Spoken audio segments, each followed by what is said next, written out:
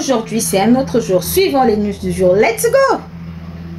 Concernant l'histoire de Merveille qui a été abusée et assassinée à la sortie d'une boîte de nuit au Cameroun, la version est totalement fausse. Voici la vraie version que moi je vais vous raconter. Donc écoutez jusqu'à la fin. Abonnez-vous pour les nouveaux.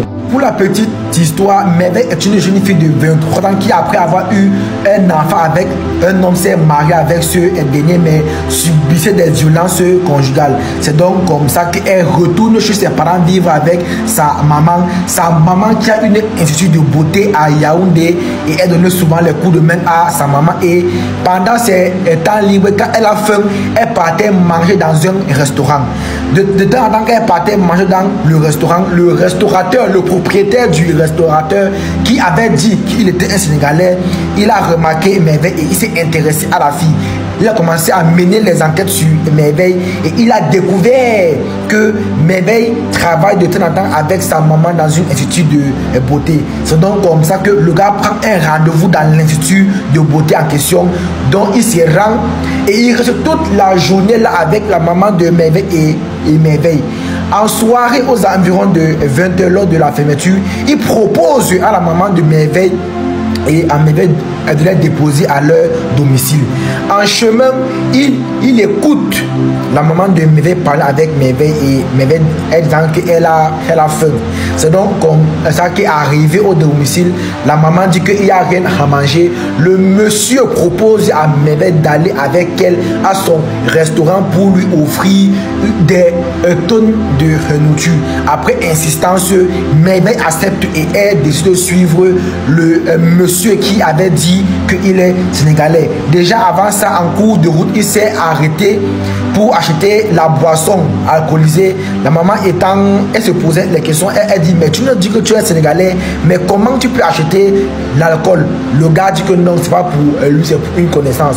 Donc après, c'est comme ça qu'il décide d'aller au restaurant avec Merveille.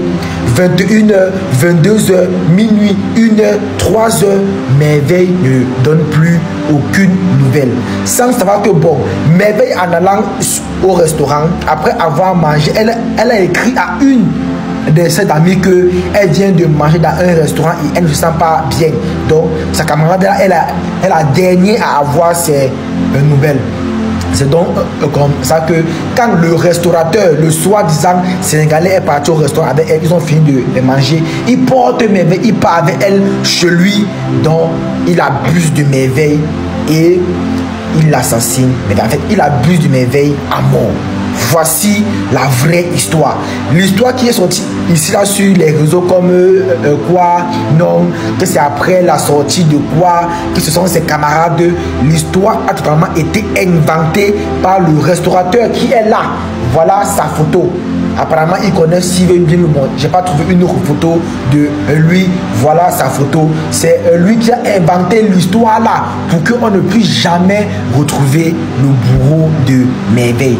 Donc aujourd'hui, Merveille perd la vie. Pas parce que ses camarades l'ont trahi, pas parce qu'elle serait de une boîte de nuit. C'est parce que ce restaurateur qui est peut-être, moi je pense qu'il est aussi militaire et c'est un Camerounais.